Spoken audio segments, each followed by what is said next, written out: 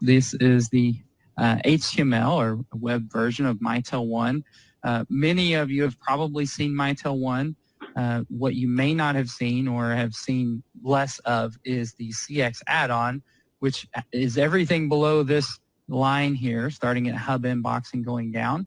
So while I'll quickly go through the Mitel 1 portion, which is phone, directory, meetings, and messages, and the hub here, I'm thinking that more of you have seen that, so I'm going to quickly go through this, and then we're going to focus more on the CX portion and hopefully get to see some admin features on the back end.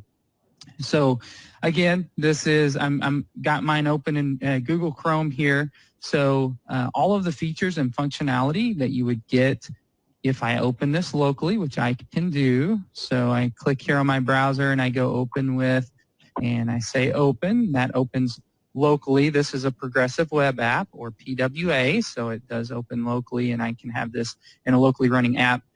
All the features and functionality are the same. In fact, it looks exactly the same. Now, it's very, very responsive, so as I resize this, the same within the browser, notice that these things kind of squash down and take up a little less real estate, but I'm still able to see the same information. I can scroll up and down as needed. I am going to open this back in Chrome. That's just a personal preference. I keep it in Chrome there because I always have Chrome open and it doesn't get lost on my desktop as easily. So if you notice, I have widgets on my desktop, and this is what we refer to as the hub. It's kind of your overview of everything that's happening as I go through my daily functionality here in my work. I want to keep track of my favorite people here. So those are people that I interact with on a daily basis, and you'll notice there's a couple of different kinds of avatars here. And no, I'm not talking about the caricature versus the real picture. I'm more in reference to the present status. So if you notice, Dennis and Frank and a couple of these, Mike Fink, they have circles around their avatars, and that indicates to me that they are logged into CX. So they're in a customer-facing role. They're ready for customer interactions. Mike Fink particularly is ready for a customer interaction. He is available to be able to take those, whereas Frank and Dennis, even though they're logged into CX, they're in some sort of busy mode because they have a yellow ring around their avatar. So the others here listed, Michael DeMoss and David Clardy and Mike Roberts and the others, they are not logged into a CX, and I know that because they have the small indicator on the bottom right of their avatar. However, I do know their status. I do know that Mike's available here, both Mikes, I should say. Richard's available. And if they were on the phone or they were busy, they would either have a yellow indicator or a red indicator as such. So it's very, very easy for me to add these. I simply could just edit this and type the name and put the person in. I did add an outside contact so you guys could see what that looks like. Obviously, there's no presence to be indicated there. This could be somebody's cell phone, but I do get the capability of calling this. I could also click here to get more information or update that speed dial there.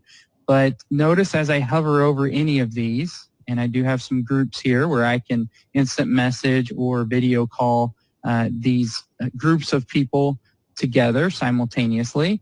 But as I hover over Aaron here, you can see I have the ability to call, to chat, to video, or again, view more contact information. Everybody screenshot Aaron's mobile number there, or see recent activity that I've had with Aaron. So moving down and to the right, we go to the messages dashboard here where I get my messages widget. And so as you can see, I can see a snippet of what maybe would be a response or what somebody's messaged me. So I get an idea of, hey, I need to jump on that immediately, or if it's something that can wait and I can continue on what I'm doing. But at any point, if I want to respond to one of these, I can absolutely either go here to Dennis, and I can either, again, I have these options to call, to video, to instant message him back, or I could click for more information. I could go directly into this tab by clicking on the widget. So I could have clicked here on the tab, or I did happen to click on the widget. And if I'm interested in what's happening in this demo stream, which those of you that are familiar with teamwork, this would be more akin to workspaces. If you're more familiar with streams already, then you're probably a Micloud user and you've been using streams.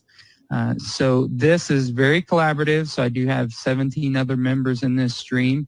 I've uploaded, people have taken screenshots. We've uploaded documents here. We've shared locations. People can reply and respond to those.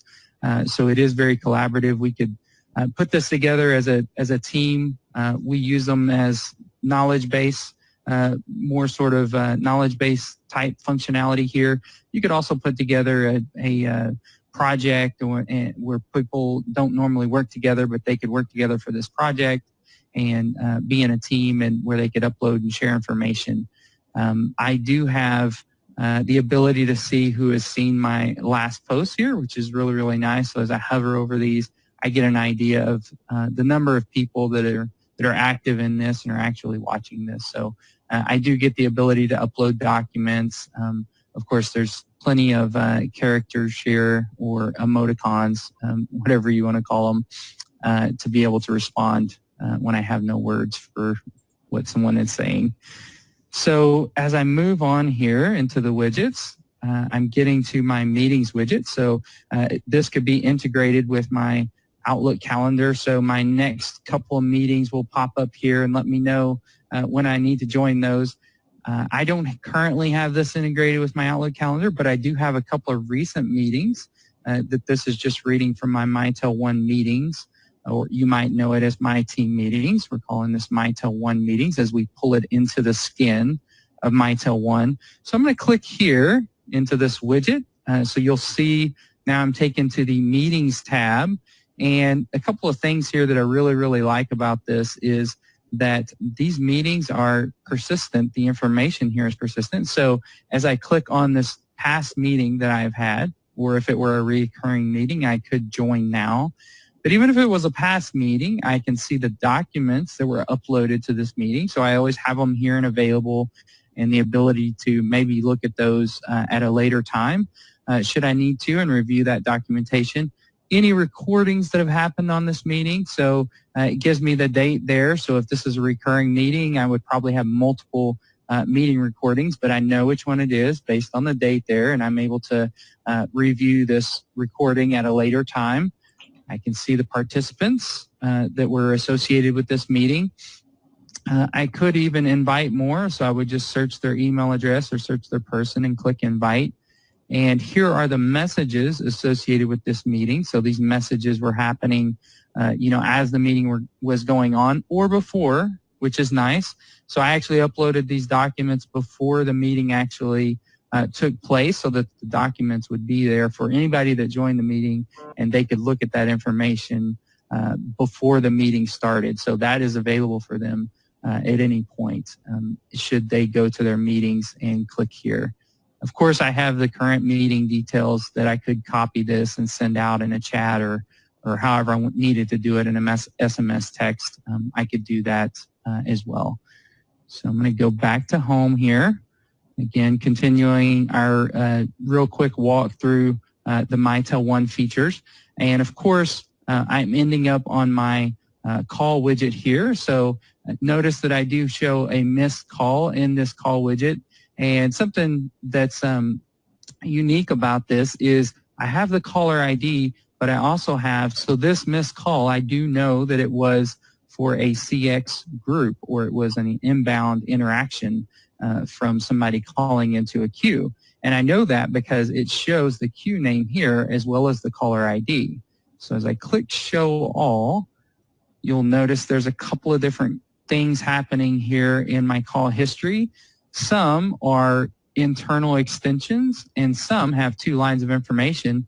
So Michael Hamlin being the outside caller, so that was actually the caller ID from the outside caller. Yes, I called myself, so not to be confusing there, but I did call into the South Central queue. So that information there is listed, both of those. So this is queue calls, as well as here's an extension call that I got from Dennis. Now you'll notice as I hover over this, I get all of those methods to communicate back with Dennis, so I can definitely respond to him the way that's more appropriate. And when I hover over these queue calls, obviously there are calls that came into the queue, so I can respond to this via calling that person back. Notice there's some red ones here. So these red ones are missed calls, so they quickly draw my attention to missed calls. I only have one missed call there. I could filter this down to missed calls, so I do have some older ones that were further along that list. One thing to note that I really like here is the latest call has the ability to send a report to Mitel about the last call. So if you get off a call, if you had maybe some not so great results, you could hear, maybe some echo or some of that call cutting out, the ability to send information, send the report to the last call on Mitel where the call log is sent. Really nice and easy to do there. So again, we looked at missed calls. Those are in red. So as Kevin mentioned before, I do have an indicator. Notice over here on the phone tab, I have that same indicator.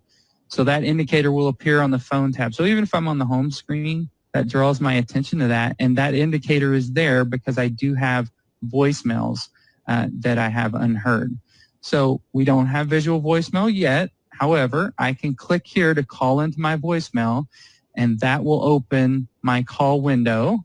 And this is actually calling into voicemail. You can't hear it, but it's asking me for my password. And I do have a keypad here, so I could type that in on the keypad and then go through the TUI. Sorry, that's I'm listening to my message there. So I could go through the TUI actions and be able to get to that voicemail, listen to it, delete it, whatever I needed to do there. So I'm going to go back to the home screen and finally wrap up the Mitel 1 portion of this with something that hopefully you've noticed has been along the top, this search. We call it universal search. So it doesn't matter which of these tabs that I'm on, universal search is there and it's persistent at the top. And when we say universal search, that is really the case. And so I typically purposely type someone's name, Mike, because I want to show that not only does it show all the contacts that I have here, 9 contacts named Mike, it also shows messages where somebody mentioned the word Mike. It also shows streams that has the word Mike in it. And I guess I need to set up a meeting that has the word Mike in there, and I could show a meeting as well.